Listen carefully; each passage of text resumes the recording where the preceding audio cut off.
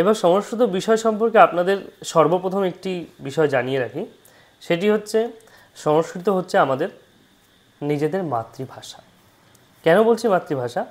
আপনারা যে বাংলা ভাষায় কথা বলছেন তার মধ্যে কতগুলি শব্দ আছে যেগুলি শুধুমাত্র সংস্কৃত থেকেই এসেছে, এবং সেই শব্দগুলি আমরা প্রত্যেকেই জানি।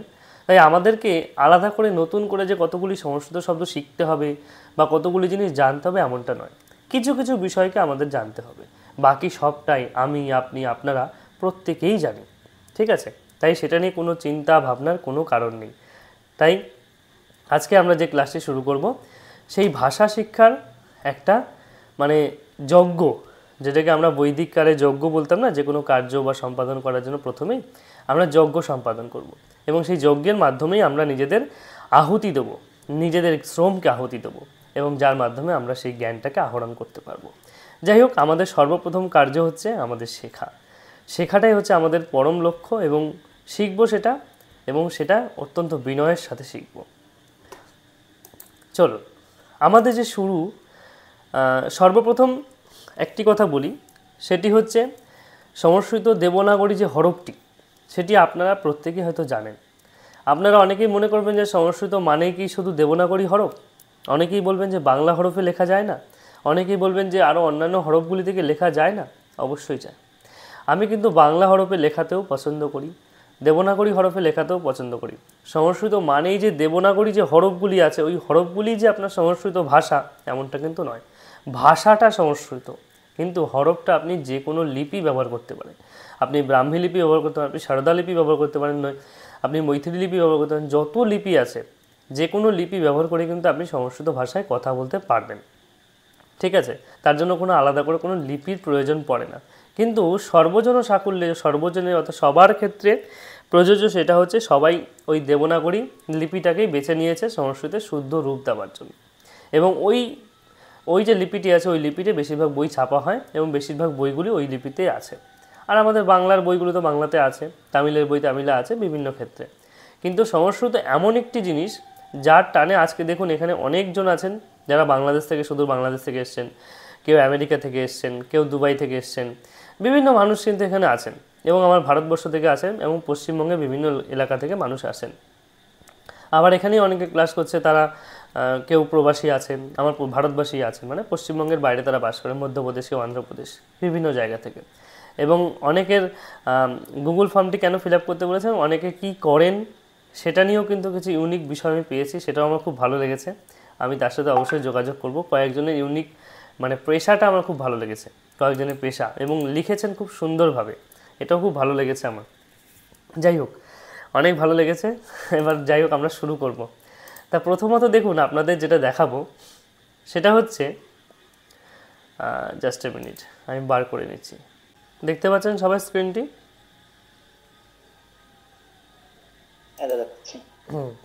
দেখুন, আমাদের সর্বপ্রথম বিষয় হচ্ছে যে আমাদের দেবনাগরী লিপির পরিচয়। এবার অনেকেই বলবেন যে আমাদের ইন্ট্রোডাকশান কেউ নিল না, কিছু নিল না। এই দেখুন, পড়তে পড়তে ক্লাস চলতে চলতে হয়ে যাবে। এখন যদি আমি ইন্ট্রোডাকশান নিতে যাই তাহলে কিন্তু আমার ক্লাসটাই নষ্ট হবে। ঠিক আছে? এই জন্য আমি আলাদা করে ইন্ট্রোডাকশান কিন্তু নিলাম না কারোর, বুঝতে পারছেন? বা সবাই সবার সাথে পরিচিত, আমরা পড়তে পড়তেই হয়ে যাব। তাই জন্য এই সময়টা ফালতু নষ্ট করে লাভ নেই। তা প্রথমে আমরা সরাসরি বিষয়ে চলে আসি। দেখুন, বিষয়ে প্রবেশ করে রাখি, কেউ একজন প্রবেশ করতে চাইছে, প্রবেশ করিয়ে নিই তাকে। দেখুন, আমাদের বিষয়টা কি? সংস্কৃত অনুবাদ শিক্ষা, এবং তার যে ভিত্তি বা দেবনাগরী হরফ উচ্চারণ, এগুলি আমাদের সর্বপ্রথম প্রয়োজন। এগুলো আপনারা প্রত্যেকেই জানেন। দেখুন, প্রথমে আছে দেবনাগরী হরফের পরিচয়, তাই তো? এবার দেবনাগরী হরফগুলিকে আমরা কী করে পড়বো বা জানবো? সর্বপ্রথম আমাদের কী কী জানতে হবে? দেখুন, এখনও সব জয়েন হচ্ছে এক একজন করে। একটু বলেছিলাম যে 8টার মধ্যে জয়েন হবেন। এই পরে জয়েন হলে কি হয়, সমস্যা হয়ে যায় কি, একজন জয়েন করাতে গেলে একটু তাড়াতাড়ি আপনারা জয়েন হয়ে যাবেন টাইমটার মধ্যে, তাহলে খুব ভালো হয়। দেখুন, আমাদের যে ভাষা শিক্ষার সর্বপ্রথম কার্য হচ্ছে আমাদেরকে দেবনাগরী লিপিটা জানতে হবে, কারণ আমাদের বেশিরভাগ বই কিন্তু দেবনাগরী হরফে লেখা। আচ্ছা, কারোর যদি আনমিউট থাকে তা একটু মিউট করে দেবেন, তাহলে একটু অসুবিধা হয় তো। হ্যাঁ, ঠিক আছে, চলুন। তাহলে সর্বপ্রথম আমাদের জানতে হবে যে আমরা তো মানুষ, আমাদের নিজেদের মনের ভাবকে প্রকাশ করছি, বিভিন্নভাবে প্রকাশ করছি, এবং সেই ভাষা আজকের দিনে অনুভব বা উদ্ভব হয়নি, সেটা বহুকাল পূর্ব থেকে হয়েছে। পৃথিবীর আদি থেকে ভাষাগোষ্ঠী, বিভিন্ন ভাষাগোষ্ঠী ছিল, কিন্তু এই সংস্কৃত ভাষাকে কেন আমরা প্রাচীন ভাষাগোষ্ঠীর মধ্যে একটি ভাষা বলে গণ্য করছি? কেন? এটা কি সংস্কৃত? এই যে সংস্কৃত কথাটি শোনার মাধ্যমে আপনারা কি অনুধাবন করেন? সংস্কৃত অর্থাৎ যা সংস্কার করা হয়েছে, তাই তো? অবশ্যই, একদমই সংস্কার করা। সংস্কৃত ভাষা এমন একটি ভাষা, এমন একটি ল্যাঙ্গুয়েজ, যেটাকে সারা পৃথিবীর মানুষ বিভিন্ন কম্পিউটার, এআই থেকে শুরু করে সব ক্ষেত্রে মান্যতা দিয়েছে। কেন মান্যতা দিয়েছে? আপনারা মহর্ষি পাণিনির কথা জানেন। পাণিনি যে অষ্টাধ্যায়ী গ্রন্থ, সেখানে কিন্তু দুর্দান্তভাবে তিনি এমনভাবে কোড ডিকোড করেছেন, এমনভাবে তিনি সূত্রগুলোকে রচনা করেছেন, এতটা সায়েন্টিফিক্যালি, এতটা আর্টিফিশিয়াল ইন্টেলিজেন্সের সাথে যুক্ত, সত্যি মানে ভাবারও বাইরে। আপনারা ভেবে পাচ্ছেন না যে আমাদের সংস্কৃতিতে কি আছে। আপনারা পড়াশোনা করছেন, এখানে সবাই পড়বেন, সবাই বিভিন্ন দিক থেকে আলোচনা করবেন, আপনারা সবাই পাণিনি অষ্টাধ্যায়ী পড়বেন। হয়তো প্রথমে আপনারা বুঝবেন না শব্দগুলিকে, যখন আপনি সংস্কৃত শিখে যাবেন, তারপর যখন তার ভেতরে প্রবেশ করবেন, তার বইগুলি দেখবেন, তখন দেখবেন আপনারা একটা অন্য জগতে প্রবেশ করেছেন। এক বিরাট সায়েন্স, বিরাট জিনিস রয়েছে। যাই হোক, সে বিষয়ে পরে আলোচনা করব।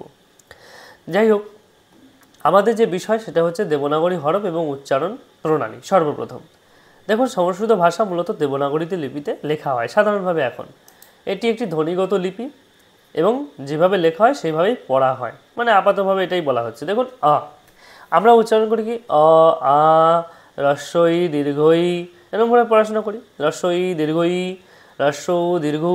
কিন্তু সংস্কৃতে আমরা এইভাবে পড়বো না, আমরা কিন্তু ডিফারেন্সলি পড়বো। কীরকমভাবে দেখুন, এর উচ্চারণটা হচ্ছে আ, আ, অটাই দীর্ঘ হয়ে গেল, আ, আ, ই, প্রথম হচ্ছে ই, ই দীর্ঘই, উ, উ, রি, রি, লি, লি। দেখুন, এটা ডবল লিটা দিতে পারেনি, এটা নিচ্ছিল না কম্পিউটারে, মানে টাইপিং নিচ্ছিল না, এটা আপনারা বুঝে নেবেন যে এটা ডবল লি। ঠিক আছে, তারপরে এ, আই, ও, ঔ। এই যে বিষয়টা দেখুন, 14টি আমাদের স্বরবর্ণ, কটি? 14টি। এই 14টি স্বরবর্ণ কিন্তু ভালো করে উচ্চারণটা শিখতে হবে। দেখুন, এর উচ্চারণটা কেন বললাম? ধরুন, এখানে কারোর নাম আছে অমিতাভ, তাই না? আপনি যদি কাউকে বলেন যে আমার নাম, আপনাকে যদি কেউ জিজ্ঞাসা করে আপনার নাম কি, তখন অমিতাভ, অমিতাভ বচ্চন, যেমন অমিতাভ বলে অমিতাভ বচ্চন, তাহলে এখানে যিনি অমিতাভ আছেন তিনি কি বলবেন? অমিতাভা, মম নাম অমিতাভা। আপনাকে যদি জিজ্ঞেস করা হয় আপনার নাম কি, তখন কি বলবেন? মম নাম অমিতাভা, অর্থাৎ আমার নাম অমিতাভ। এই যে ব্যাপারটা, অমিতাভা যেহেতু অয়ের মতো আছে, অমিতাভা, সেই জন্য অয়ের উচ্চারণ করলাম। এখন যদি এখানে কারোর নাম স্বপ্না থাকে, কারোর নাম যদি শোভা থাকে, শোভা, মম নাম শোভা, মম নাম শোভা, শোভা, এটা কিন্তু দীর্ঘ হবে। অমিতাভ হ্রস্ব হলো, এটা হচ্ছে দীর্ঘ, শোভা, অমিতাভ, শোভা। ব্যাপারটা হচ্ছে ডিফারেন্স, কিন্তু বুঝতে পারছেন যে এবং আয়ের উচ্চারণ। তারপরে দেখুন ই, ই, এটাও কিন্তু আপনার প্রথমে যেমন যদি বলি মতি, সখী, সখী হলো। এবার যদি নদী বলি, নদী, দীর্ঘ হয়ে গেল। সখী, সখী হচ্ছে হ্রস্ব আর নদী হচ্ছে দীর্ঘ, নদী। উচ্চারণ যত সুন্দর করবেন তত আপনার শ্লোক উচ্চারণ যথাসাধ্য সুন্দর হবে। তারপরে উ আর উ, আমি যদি বলি মধু, মধু, মধু হলো। এবার যদি বলি বধূ, বাধু, বাধু, বাধুটা দীর্ঘ হচ্ছে, এটা হচ্ছে মধুটা হ্রস্ব আর এটা হচ্ছে দীর্ঘ, বাধু। এই যে উচ্চারণ প্রণালী। তারপর রি, আমি যদি পিতৃ, ঠিক আছে, পিতৃ নাম, পিতৃ। আর যদি পিতৃব্য, পিতৃ, আবার রি কাটা ডবল রি, পিতৃ, দুটো রি হয়েছে, পিতৃ, একটু দীর্ঘ উচ্চারণ, হ্রস্ব দীর্ঘ, বুঝতে পারছেন? প্রত্যেকটি হ্রস্ব দীর্ঘ কিন্তু এখানে আছে। এ, আই, এ, আমি যদি বলি লতে, লতে, ঠিক আছে, লতে, লতে, এ, আই, এ আর আই, লতে, লতেই। এই যে ডিফারেন্সগুলি, এগুলো কিন্তু ভালো করে মাথায় রাখতে হবে।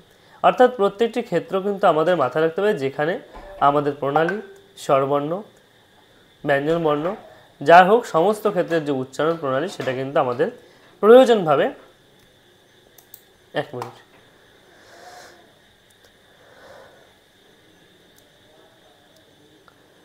এখানে কিসে হচ্ছে, কেউ একজন ইউটিউবে দেখছে, ঠিক আছে চলো। হ্যাঁ, তাহলে আমাদের স্বরবর্ণ সম্পর্কে প্রত্যেকের ধারণা পরিষ্কার বলুন। এইটুকু জায়গা আপনাদের বুঝতে পারলেন তো, স্বরবর্ণগুলি কীভাবে আমাদের কি উচ্চারণ করতে হচ্ছে বা প্রণালীটা বলুন। এইটুকু জায়গা আপনাদের যদি একটু ক্লিয়ার হয় বলুন, তারপর আমি আবার শুরু করবো পরে একটু। বুঝতে পেরেছি।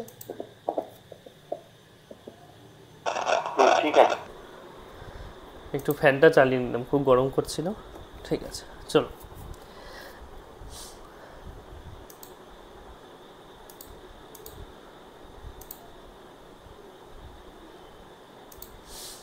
হ্যাঁ, এই দেখুন রি এবং লি, লি এর উচ্চারণটা সর্বপ্রথম আমরা কি দেখছিলাম, লি কারের উচ্চারণ কিন্তু আমাদের সংস্কৃত সাহিত্যে লি কার দিয়ে খুব কম জিনিস লেখা আছে, খুব কম।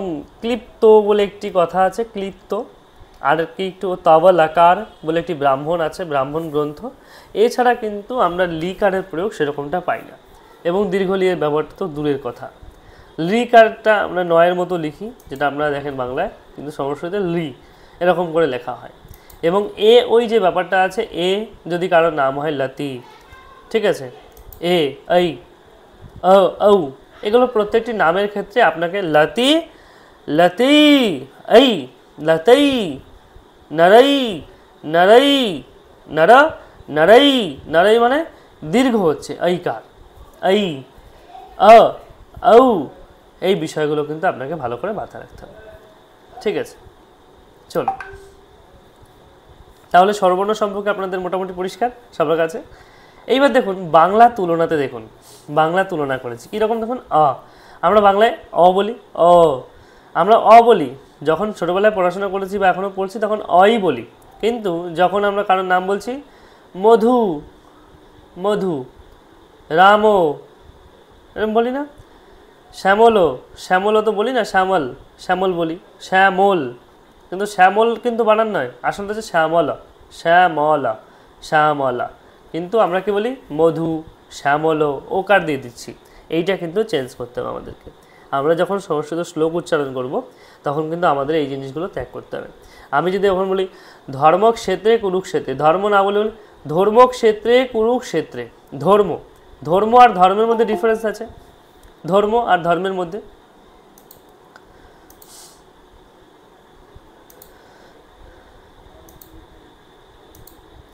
তাহলে ধর্ম এবং ধর্মের মধ্যে কিন্তু কিছু দেখতে পাচ্ছি না সামনে, দেখা যাচ্ছে না। বরুণ নামে কেউ প্রেজেন্টিং করছে না, বরুণ নামে কেউ কিছু প্রেজেন্টিং করলো, তারপর তেমন কিছু দেখা যাচ্ছে। আবার কে প্রেজেন্টিং করছে এখানে? আচ্ছা আপনি প্রেজেন্ট করছেন কেন বরুণ দাস?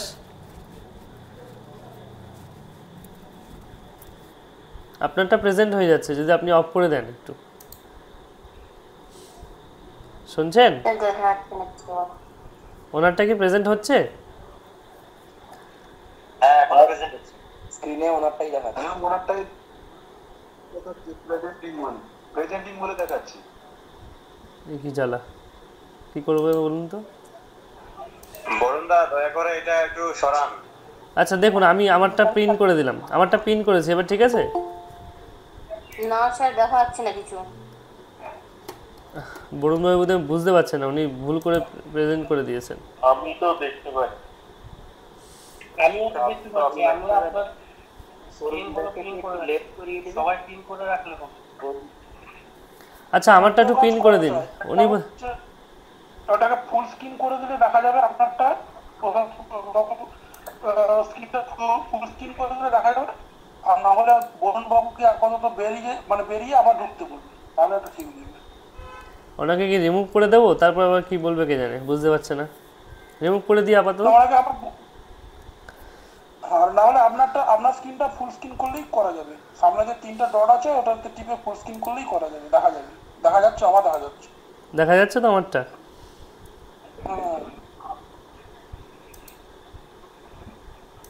আমি দেখতে পাচ্ছি না, মানে পিন করব কিভাবে? আমারটা শো হচ্ছে? হ্যাঁ দেখা যাচ্ছে। হ্যাঁ হ্যাঁ ঠিক আছে চলুন এবার দেখুন। হ্যাঁ দেখা যাচ্ছে, দেখা যাচ্ছে। হ্যাঁ দেখুন তাহলে কি বলছে সবাই। স্ক্রিনে তো আমরা দেখতে পাচ্ছি না, কিন্তু কিছুই না। দেখতে পাচ্ছেন না? দাঁড়ান দেখি, ওনাকে আমি লেফট করে দিচ্ছি, উনি বুঝতে পারছেন না হয়তো।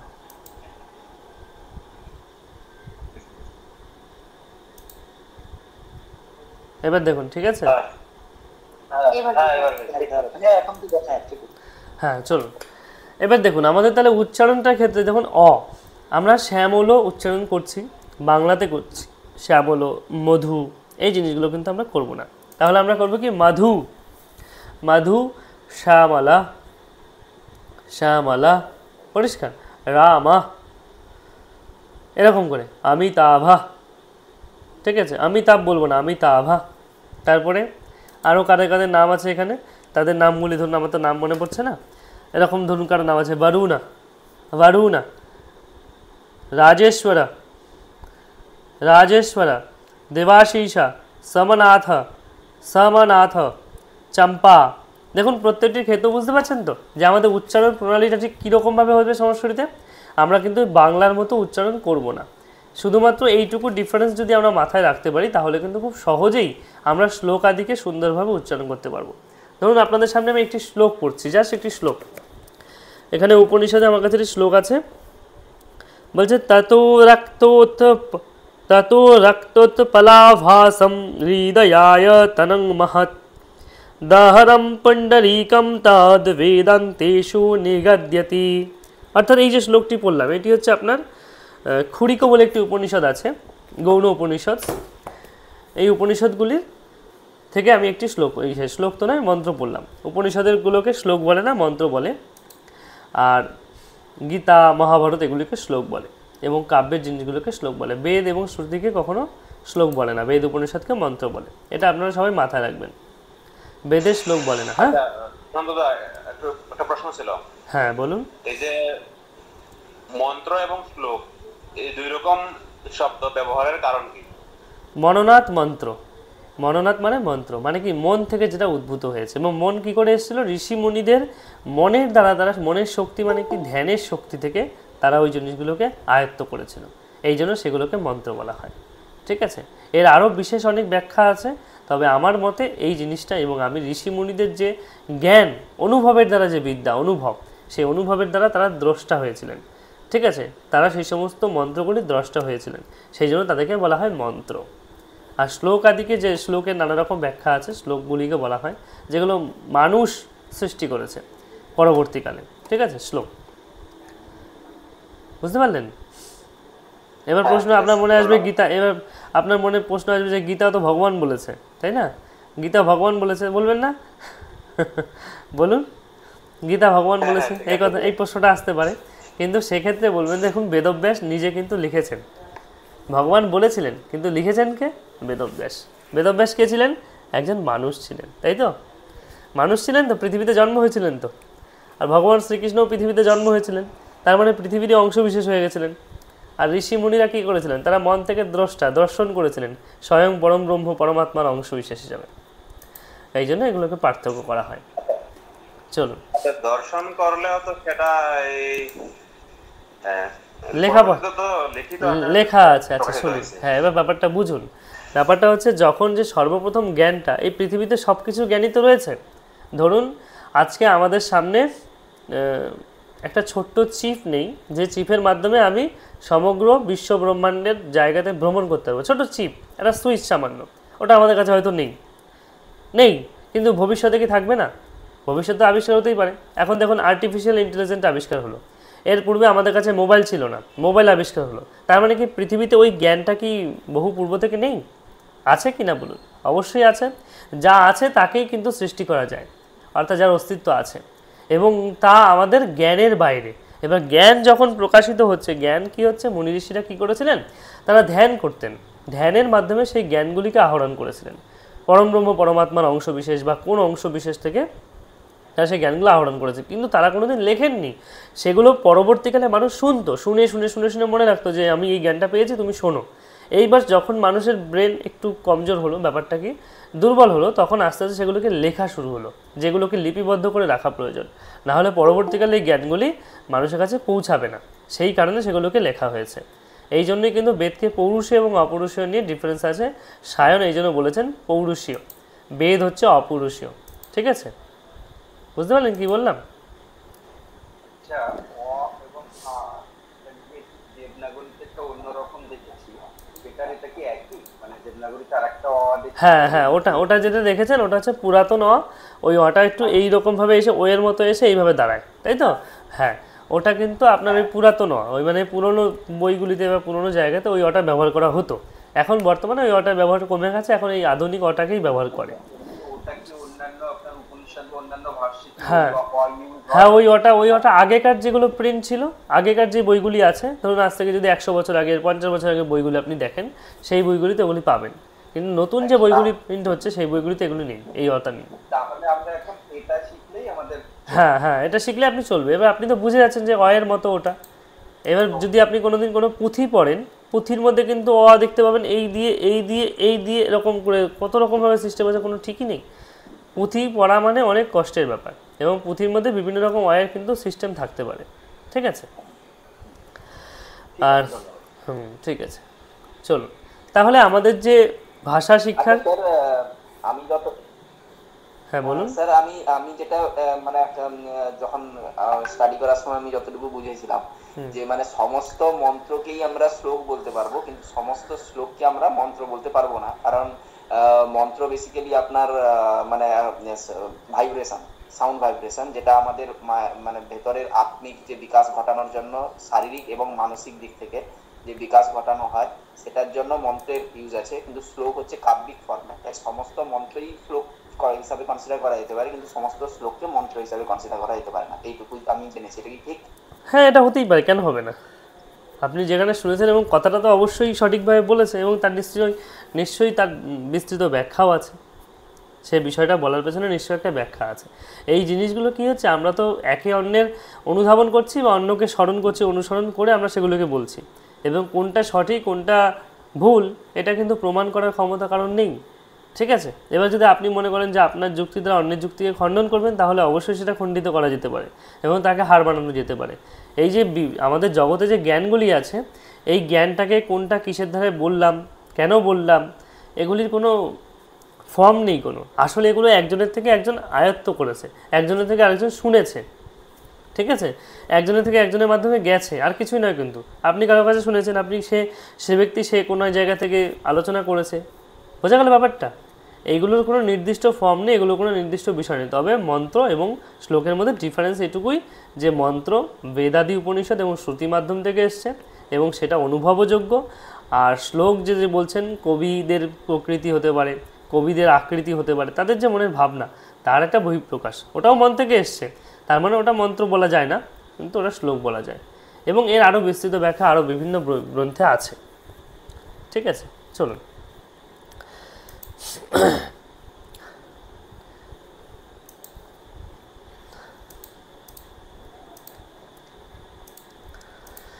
হ্যাঁ, তারপর দেখুন আমাদের যে স্বরবর্ণগুলি হলো 14টি স্বরবর্ণ আমরা পড়লাম। এরপরে আমরা চলে আসলাম ব্যঞ্জনবর্ণ, এবং ব্যঞ্জনবর্ণগুলি সবাই কিন্তু আপনারা জানেন। অ বা ক খ আপনারা সবাই জানেন প্রত্যেকে, এটাকে আলাদা করে কিছু বলার নেই। ক খ গ ঘ উমা, চ ছ জ ঝ ঞ, ট ঠ ড ঢ ন, ত থ দ ধ ঞ, ন ন, প ফ ব ভ ম, য় র ল ব, স স স হ, অং অং, ঠিক আছে? অং অ, এটা অনুষ্ঠানের বিষয়কে আলাদা করে লেখা যায় না, তাই জন্য অং আর অ দেওয়া। এবার দেখুন, সর্বপ্রথম ভালো করে একটা জিনিস বুঝতে হবে, সেটা করে দেখুন প্রত্যেকটা আমি 5টা করে ভেদ করেছি।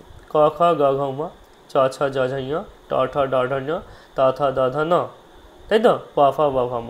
এই যে 5টা দেখতে পাচ্ছেন, 1টা 2টো 3টে 4টে 5টা, 5টায় 5টা করে আছে 25টা। এই 25টা বর্ণকে বলা হয় স্পর্শ বর্ণ। কী বর্ণ বলা হয়? স্পর্শ বর্ণ। অর্থাৎ এগুলি উচ্চারণের সময় আমাদের শরীরের মানে মুখের ভেতরের কোনো না কোনো অংশ স্পর্শ করে নির্গত হয়, এই জন্য এদেরকে বলা হয় স্পর্শ বর্ণ। তারপরে যে আছে য় র ল ব, এগুলোকে বলা হয় অন্তস্থ বর্ণ। কি বলা হয়? অন্তস্থ বর্ণ। এবং তারপরে আছে কি, তারপরে আছে তালুস্ব, যেটা বলছে তালুস্ব। তালুস্ব হচ্ছে কি তালুতে চলে যাবে, তালুতে। এই বিষয়ে আমি আলাদা ক্লাস হবে পরবর্তীকালে, তবু হালকা করে জানাচ্ছি। স একদম ওপরে চলে যাবে। ওপরের দিক যাবে নাকি ঠিক মাঝখানে যাবে? ঠিক মাড়ি, দাঁতের যে মাড়িটা, মাড়ির ঠিক ওপরের অংশটা, সেই জায়গাটা হচ্ছে শয়ের উচ্চারণ, তালু, সা, চ, চ, স। যেখানে চ উচ্চারণ করছেন ঠিক ওইখানে স উচ্চারণ করবেন, তাহলে হয়ে যাবে সা, চ, সা। আর যে মূর্ধাসা সেটা চলে যাবে ওপরে, মূর্ধাসা। দেখুন উচ্চারণ করুন, মূর্ধাসা কি আছে, রি টু রসনা মূর্ধা, রি, রি উচ্চারণ করুন, রি, সা, রি, সা, রি, সা। এই সটা হচ্ছে আপনার মূর্ধাসা। আর দন্তস্ব কোথায় আছে, দন্ত মানে হচ্ছে দাঁতে বাড়ি খাচ্ছে, সা, সা, সা। আর হ, হয়ের উচ্চারণটা হা। এই যে উচ্চারণগুলি হলো এগুলো সব উষ্মধ্বনি বলা হয়। যাই হোক, এই বিষয়ে পরবর্তীকালে আরও বিশেষ ক্লাস আছে, পরবর্তী ক্লাসগুলি।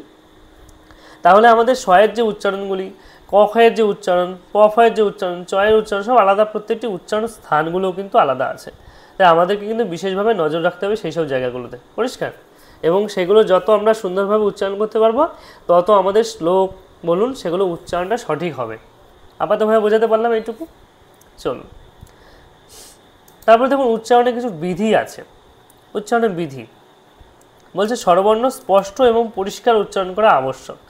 স্বরবর্ণ যদি আপনি স্পষ্ট এবং পরিষ্কার উচ্চারণ না করেন তাহলে কিন্তু ভালো লাগবে না। ব্যঞ্জনবর্ণ কি, প্রতিটি ব্যঞ্জনের সাথে সাধারণত অধ্বনি যুক্ত থাকে। দেখুন আমরা ব্যঞ্জনের উচ্চারণগুলো এখানে দিয়েছি, কিন্তু একটাও আমি ব্যঞ্জন বর্ণ হিসাবে দিইনি, ব্যঞ্জন দিইনি, স্বরবর্ণ যুক্ত ব্যঞ্জন দিয়েছি। এবং যদি এগুলোকে আমি স্বরবর্ণ ছাড়া ব্যঞ্জন দিতাম, খালি ব্যঞ্জন দিতাম, তাহলে রূপটা কেমন হতো বলুন তো? এই হচ্ছে রূপ হতো। দেখুন, কয় হলন, ক্ষয় হলন, গয় হলন, ঘয় হলন, উময় হলন। এগুলোতে হলনের উচ্চারণটা কীরকম হয়, কা, খা, গা, ঘা, উমা। বুঝতে পারছেন? এগুলো সম্পূর্ণ উচ্চারণ হতে পারে না, এই জন্য ব্যঞ্জনে বলা হয় অর্ধমাত্রা, অর্ধেক উচ্চারণ হবে। কা মানে ক বলছি না, ক না, কা, খা, গা, ঘা। ঠিক আছে? দেখুন আমি যদি কারোর নাম বলি মৈনাক, মৈনাক আমরা বলি না, মৈনাক, রাম, এবার কিন্তু সবগুলো কিন্তু আপনার অর্ধ ব্যঞ্জন হিসেবে উচ্চারণ হবে।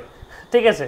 এবার যখনই আমি সম্পূর্ণ ব্যঞ্জন উচ্চারণ করবো তখন মৈনাকা, রামা, তখন কিন্তু সম্পূর্ণ ব্যঞ্জন উচ্চারিত হবে। ঠিক আছে? স্বরের উপর নির্ধারণ করে কিন্তু আমাকে জানতে হবে। যেমন চ, চ উচ্চারণ হলো, ছ হলো, জ হলো, ঝ হলো, ইয়া হলো। এবার ধরুন ছ, ছ, ঝ, ঝ, ইয়া। আমরা ছোটোবেলা থেকে কেউ এইভাবে শিখেছি? আমরা পড়েছি কি ক, খ, গ, এখনও আমরা এইভাবে পড়ছি, কিন্তু এটা সঠিক নয়। আসলে ব্যঞ্জনের উচ্চারণ কিন্তু এই প্রত্যেকটি ব্যঞ্জনে আলাদা আলাদা উচ্চারণ আছে। ঠিক আছে? প্রতিটি শব্দের, প্রতিটি বর্ণের আলাদা আলাদা উচ্চারণ, প্রতিটি বর্ণের আলাদা আলাদা উচ্চারণ। এবং উচ্চারণের প্রণালী যখন আপনি সঠিকভাবে জানবেন তখন কিন্তু আপনি একদম যথার্থ জ্ঞানী হবেন শব্দ বিষয়ে। এই হচ্ছে বিষয়। দেখুন প্রত্যেকটি আমি দিয়ে দিলাম। আমি ওই জন্য ইচ্ছা করে দিইনি যে আপনারা কি বলবেন, কেউ কিছু বললেন না, তাই আমি একটু মনে করে দিলাম বিষয়টাকে। হলো? তাহলে ক, খ, গ, ঘ, উমা, চা, ছা, এগুলো উচ্চারণ স্থানগুলো আমাকে পরিষ্কার করতে পারলাম আমরা। চলুন এইবার উচ্চারণের বিধি হলো, এবার নাসিক্য এবং মূর্ধন্য ধ্বনি সঠিকভাবে চেনা ও উচ্চারণ করা আবশ্যক। নাসিক্য ধ্বনি কোনগুলি? এই দেখুন উমা, ইয়া, ন, ন, এইগুলো হচ্ছে নাসিকা। উমা, উমা উচ্চারণটা কি? উমা, উমা, ক, খ, গ, ঘ, উমা, কোথাও বাড়ি খাবে না। দেখুন উমা, নাকে। ইয়া, না, না, না, মূর্ধা তো, মূর্ধান্য, তাহলে মূর্ধায় নিয়ে যাবো না। আর ন, দন্ত ন কি? না, না মানে দাঁতে বাড়ি খাচ্ছে এবং সাথে নাকে বাড়ি খাচ্ছে। না, না, না, না, না। ঠিক আছে? এই হচ্ছে উচ্চারণ। তারপরে দেখুন ময়ের উচ্চারণ, ম, ম, ম, যেহেতু এটা ওষ্ঠবর্ণ, উপদ মানে ওষ্ঠ। ঠিক আছে? ওষ্ঠবর্ণ যখন হচ্ছে তখন ময়ের উচ্চারণ দেখুন ঠোঁটে বাড়ি খাচ্ছে, সাথে কিন্তু নাকে ভাইব্রেট হচ্ছে। ম, ম, ম মানে নাকের সাথে আপনাকে উচ্চারণ করতে হবে, তাহলে কিন্তু আপনার যথাযথ উচ্চারণ হবে। এই হচ্ছে উচ্চারণ বিধি। এবং এগুলো সম্পর্কে বিশেষ আরও পরবর্তীকালে আমরা আলোচনা করব, এখন সংক্ষেপে করলাম। এবার দেখুন আমরা কোনো একটা বর্ণ যখন উচ্চারণ করছি, ওই বর্ণকে উচ্চারণ করলাম, এবার শব্দগুলোকে যখন ভাঙবো, দেখুন এই যে গণেশ, উদাহরণটা দেখতে পাচ্ছেন সবাই, গণেশ, গ নয়কার মূর্ধন্য স, মূর্ধন্য স না, তাহলে বস্য, এটা তাহলে বস্য, তাহলে গণেশা উচ্চারণটা কি হবে? গণেশা, গণেশা, তাই তো? উচ্চারণটা হবে কি? গণেশা। গণেশ বলবো না কিন্তু, গণেশ, গণেশ নয়, গণেশা। কি বলবো? গণেশা। দেখুন গ, না, এ, সা, তাহলে উচ্চারণটা কী হবে? এই যে গ, গয়ের সাথে কে আছে বলুন তো? দাঁড়ান এটাকে ভেঙে দিচ্ছি সঠিকভাবে। সঠিকভাবে ভাঙা নেই, এটাই নর্মাল আছে গ। আমরা এমনি ভাঙতাম কি গ যোগ ন যোগ এ যোগ স, এটাই বলবো গণেশ, এটাই উচ্চারণ করব। কিন্তু না, এটাকে কি করব দেখুন, গ যোগ গয়ের সাথে কি হবে, যোগ হবে কে, গয়ের সাথে যোগ হবে অ, গ। প্রথমে কি গ, তার সাথে অ যুক্ত হয়ে গেল গ, ঠিক আছে। নয়ের সাথে দেখুন কে আছে, ন একটা ব্যঞ্জন, নয়ের সাথে এ আছে, গ নে, গ নে হলো। তারপরে বলছে স, এবার সটাকে খালি স যদি খালি ব্যঞ্জন করি তাহলে উচ্চারণ গণেশ এরকম হওয়া উচিত, তারপরে অ থাকবে না। তাহলে এখানে যদি প্লাস দিই তার সাথে অ যুক্ত করে দেবো, গণেশ। এইবার দেখুন যখনই আমি ভাঙতে শিখলাম তখনই কিন্তু আমার উচ্চারণ প্রক্রিয়া সঠিক হয়ে গেল, বুঝতে পারলেন? দেখুন বুঝতে পারলাম, গণেশ। এইবার দেখুন আপনি সঠিকটা যখনই বর্ণ বিশ্লেষণ করতে পারলেন তখনই কিন্তু আপনার কাছে পুরো পরিষ্কার হয়ে গেল, গণেশ হয়ে গেল, গণেশ হয়ে গেল উচ্চারণ। তারপরে দেখুন বিদ্যা, এখানে ভি হয়ে গেছে, দেখুন বিদ্যা, তাহলে ব, বিদ্যাটা ভাঙলে কি হবে, ব, বয়ের সাথে যোগ হবে কি ই, ই যোগ হচ্ছে ই, ইর সাথে কি যোগ হবে দ, দ যোগ হচ্ছে, দয়ে কি আছে, দয়ে কিন্তু হলন, খালি পুরো দ যোগ হবে না, ব্যঞ্জন দা, দা, দা হবে। তার সাথে দয়ের সাথে কি যুক্ত হচ্ছে, দয়ের সাথে ইয়া যুক্ত হচ্ছে, ইয়া, ইয়া, তাই তো, ইয়া হলো, ইয়া হলো, ইয়ার সাথে কি হবে, এর সাথে কে যুক্ত হবে, যোগ আ, দেখুন বিদ্যা হলো। তাহলে উচ্চারণ গেল বিদ্যা, তাহলে উচ্চারণ গেল ভয় রশ্মি, ভয় রশ্মি ভি, ভি হলো, আর দিয়া, দয় জফলায় আকার, বিদ্যা, পরিষ্কার বিদ্যা, দ আর ইয়া উচ্চারণ হবে না, দিয়া, দিয়া, দি, এবারে দ বিদ, ওখানে বিদ আছে, বিদ্যা, আ অন্তস্থ আর আ যুক্ত হলো বিদ্যা।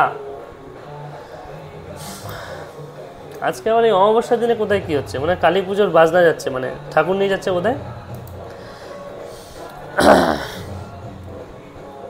তাহলে কি হচ্ছে বিদ্যা, ভ ই দি দ ইয়া, তাহলে পরিষ্কার বুঝতে পারছো উচ্চারণটা আমাদের কি হবে। তাহলে যদি বলি সরস্বতী বিদ্যার দেবী, সরস্বতী বিদ্যা, বিদ্যা, তাহলে বিদ্যায়াহ দেবী, সরস্বতী বিদ্যার দেবী, সরস্বতী বিদ্যায়াহ দেবী, বিদ্যায়াহ দেবী, সরস্বতী বিদ্যার দেবী। আপনারা মন্ত্র পড়েছেন, সরস্বতী মহাভাগে বিদ্যে কমল লোচনে, বিদ্যে কমল লোচনে, বিদ্যা কমল লোচনে, ওখানে বানানটা কি ছিল, বিদ্যে কমল লোচনে না বিদ্যা কমল লোচনে, বলুন মন্ত্রটা ইয়েটা কে জানেন, বিদ্যে কমল লোচনে, বিদ্যে, বিদ্যে কেন হলো, সরস্বতী মহাভাগে বিদ্যে কমল লোচনে, কমল লোচনে, অনেকে বলে কমল লোচনে, তাই না, কমল লোচনে বিশ্বরূপে বিশালাক্ষী বিদ্যাং দেহি নমস্তুতে। এইবার দেখুন আমি যখন আমি সঠিকভাবে মন্ত্র উচ্চারণ করতে হবো তখন আমি সরস্বতী বলবো না, সরস্বতী মহাভাগে এরকম করে বলবো না, বলবো সরস্বতী, সরস্বতী, স, স্বয়ের উচ্চারণটা আমার যথার্থ করতে হবে, স দাঁতে আসবে, সরস্বতী, সরস্বতী, সরস্বতী।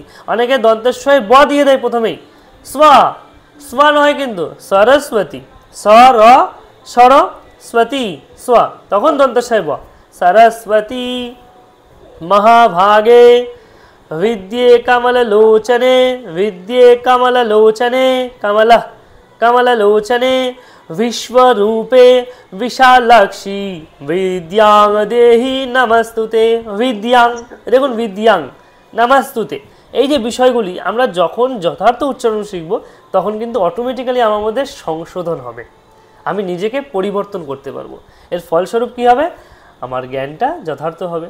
এবং এই জন্যই পাণিনির যে অষ্টাধ্যায়ী তার উপর রচনা করেছিল পতঞ্জলি মহাভাষ্য। সেই মহাভাষ্যের মধ্যে একটি কথা আছে, দুষ্ট শব্দ স্বরত বর্ণতবা, দুষ্ট শব্দ স্বরত বর্ণতবা, মানে হচ্ছে ওই একটা গৌণ প্রয়োজন, মানে মুখ্য প্রয়োজন এবং গৌণ প্রয়োজন নিয়ে একটা আলোচনা ছিল যে ব্যাকরণ কেন পড়া উচিত বা আমাদের এই শব্দশাস্ত্র কেন পড়া উচিত। তার জন্য একটি কথা বলেছিল যে একটি উচ্চারণের দ্বারা একটি কাজ উল্টো হয়ে যায়। একজন ত্বষ্টা মুনি বলে একজন মুনি ছিলেন, যিনি কিনা যজ্ঞ করেছিলেন, যজ্ঞ করে ইন্দ্রকে হত্যা করার জন্য পুত্র চাইছিলেন যজ্ঞের কাছে। কিন্তু সে যখন যজ্ঞ করলেন, যজ্ঞের সময় উচ্চারণ করলেন ইন্দ্র শত্রুর বর্ধস্বা, বহুব্রী সমাস, এবং উচ্চারণ না করে সে করে দিল অন্য সমাস, যার ফলস্বরূপ হয়ে গেল কি, সে যে সমাস উচ্চারণ করার কথা ছিল তার উল্টো সমাস উচ্চারণ করে দিল ইন্দ্র শত্রু বর্ধস্বা, মানে ইন্দ্র শত্রু যে হবে, ইন্দ্রের যে শত্রু হবে তাকে ইন্দ্র বধ করবে, এমন একটি মানে বুঝিয়ে দিল। এর ফলস্বরূপ কি হলো, তার সন্তান জন্ম হলো এবং সে ইন্দ্রের হাতেই মারা গেল, ত্বষ্টার সন্তান। ত্বষ্টা বলে একজন মুনি ছিল। আসলে এই গল্পগুলো মানুষকে দেখানোর মানে কি, আমাদের উপনিষদে, আমাদের পুরাণে, আমাদের বিভিন্ন জায়গায় বিভিন্ন কাহিনী লেখা আছে। কেন লেখা আছে? এর কারণই একটাই, মানুষকে সাবধান করা, যে আপনারা সাবধান হন, আপনারা নিজেদেরকে পরিবর্তন করুন। এই বিষয়টার জন্যই কিন্তু আমাদের এই বিষয়গুলো বলা হয় বা বোঝানো হয়। বুঝতে পারলেন? এবার দেখুন ধর্ম। ধর্ম, এই যে ধর্ম কথাটি দিয়ে কোথায় আছে, ধর্ম ক্ষেত্রে কুরুক্ষেত্রে, ধর্ম, তাহলে ধর্মের ধ কী হবে, ধর থেকে কী হবে, ধ, ধর সাথে কে যুক্ত হবে, আ যুক্ত হলো, আর পরে কি ধর, এবার র আছে তো, র, তারপরে রয়ের সাথে কেউ আছে, রয়ের সাথে কে আছে, অ আছে, নেই, ধর্মা, ধর্মা, ধরের সাথে অ আছে, তার সাথে র আছে, তার সাথে ম আছে, ডাইরেক্ট ম যুক্ত হচ্ছে, ময়ের সাথে কি মা, এ ময়ের সাথে কি আছে, ময়ের সাথে অ আছে, অ আছে, অয়ের সাথে কে আসবে, অয়ের সাথে কে আসবে, আসবে কেউ, ধর্মা, পরিষ্কার? এখনো কে যুক্ত হতে চাইছে আবার, বেরিয়ে গেল না, কেউ এসেছিল বোধ হয়। যাই হোক, তাহলে ধর্মক ক্ষেত্রে পরিষ্কার হলো ব্যাপারটা। দেখুন এত রাত করে কই কাউকে তো শো হচ্ছে না, জয়েন্টটা কে হতে চাইছে, শো তো হচ্ছে না। হ্যাঁ, তাহলে দেখুন ধর্মা, ধর্মা, ধর্মা, তাহলে উচ্চারণ ধর্ম নয় কিন্তু ধর্মা, পরিষ্কার, ধর্মা। এটা কি হল হচ্ছে বুঝতে পারছি না, জয়েন কি কেউ হতে চাইছে নাকি? কৃষ্ণা রয়, এত লেট করে জয়েন হচ্ছে, একটু তাড়াতাড়ি জয়েন হবেন, হ্যাঁ, অনেকটা লেট হয়ে গেল। তাহলে ধর্মা, তাহলে ধর্মা পরিষ্কার, ধর্মা, তাহলে উচ্চারণ কিরকম করবো আমরা, ধর্মা। এই হচ্ছে উচ্চারণের বিধি, আমরা কিন্তু এইভাবে কিন্তু মনে রাখবো। এইবার দেখুন এইবার বিসর্গের উচ্চারণটা আমরা আপাতভাবে মনে রাখার জন্য আমরা করি হায়ের মতো উচ্চারণ, ধর্মাহা, রামাহা, কিন্তু আসলে ওটা সঠিক নয়, আমরা করি, ওটা করে থাকি, কিন্তু আসলে ওটা নয়। আসল উচ্চারণটা হচ্ছে ধর্মা, দীর্ঘ উচ্চারণ করতে হয় বিসর্গের জন্য, কিন্তু অনেকে এটা বোঝাতে পারে না দেখে ধর্মাহা এরকম বলে ফেলে, ঠিক আছে, বা এরকমটা ব্যবহার করা হয় মনে রাখার জন্য, আর কিছুই না। চলুন কথাটা আরেকবার বলবেন, আপনার কথাটা কেটে কেটে গেল। কোনটা, এই ধর্মটা, ধর্মটা না, এই বিষয় ওটা। আচ্ছা, ওই যে হয়ের মতো, আচ্ছা ধর্মের পরে যে বিসর্গটা আছে না, বিসর্গটাকে অনেকে হয়ের মতো উচ্চারণ করে, যেমন বলে ধর্মহা, রামহা, রামহা গচ্ছতি, কুত্র গচ্ছতি, রামহা গচ্ছতি, আরে রামহা কুত্র গচ্ছতি, রামহা বিদ্যালয়ম গচ্ছতি, রামহা, অর্থাৎ রামহা, রামের পরে একটা বিসর্গ আছে, বিসর্গটা উচ্চারণটা হয়ের মতো করছে, এবং বেশিরভাগ ক্ষেত্রে আমরা করে থাকি, আপনিও করতে পারেন, শুধু মনে রাখার ক্ষেত্রে, যে বিসর্গটা যাতে ভুলে না যায়, কিন্তু আসলে ওটা করা যায় না বা উচিত নয়। আসল উচ্চারণটা হচ্ছে ধর্মা, ধর্মা, ধর্মা, এরকম করেছে ধর্মা, ধর্মা, একটু দীর্ঘ উচ্চারণ করলেই হয়ে যায়, কিন্তু সবাই মনে রাখতে পারে না, যার কারণবশত কিন্তু আমরা ওটা করে থাকি। বোঝা গেল? মানে বিসর্গতে দীর্ঘ উচ্চারণ হবে, হ্যাঁ, একটু দীর্ঘ, একটু দীর্ঘ উচ্চারণ, ধর্মা, একটু দীর্ঘ উচ্চারণ করলেই হয়ে যায়, আর কিছু না। তাই বলে খুব দীর্ঘ নয়, খুব দীর্ঘ হলে আবার ধর্মা হয়ে যাবে, ধর্মা, কিন্তু আসলে উচ্চারণটাকে ধর্মাই হওয়ার কথা, আ আ আ আ, এইভাবে উচ্চারণ কথা, কিন্তু আমরা অ এর মতোই রাখছি, ওর থেকে একটু ডিফারেন্স করছি, ও আ, এইটুকু ডিফারেন্স। আসলে তো অনেক শুদ্ধতা হয়, সব শুদ্ধতা আমরা পারি না, ঠিক আছে। চলুন তারপরে দেখুন হ্রস্ব এবং দীর্ঘ ধ্বনির মধ্যে পার্থক্য। হ্রস্ব এবং দীর্ঘধ্বনির মধ্যে পার্থক্যটা কি? দেখুন, অ হচ্ছে হ্রস্ব, যেখানে স্বল্প সময় উচ্চারিত হচ্ছে। আ হচ্ছে দীর্ঘ, যেটা দীর্ঘ সময় ধরে উচ্চারিত হচ্ছে। যেমনটা আমরা বলছিলাম, এতক্ষণ ধরে বলছিলাম। যেমন অগ্নি, অগ্নিকে আমরা কি বলবো? অগ্নি, অগ্নি মিরে পুরোহিতম অগ্নি। অগ্নি বলে কিছু নেই, কিন্তু আমরা অগ্নি বলি। অগ্নিরূপ, অভিষেক। আবার অমিতাভ সময় অমিতাভ, অমিতাভ হয় না কিন্তু। কেন হয় না? এরকম কিন্তু ডিফারেন্স আছে আমরা অনেক ক্ষেত্রে। যেমন দেখা বলি না, দেখা। ঠিক আছে বন্ধু, দেখা করিস আমার সাথে, কিন্তু কথা বলছি দেখা, বানানটা লিখছি দেখা, কিন্তু বলছি দেখা করিস। ঠিক আছে।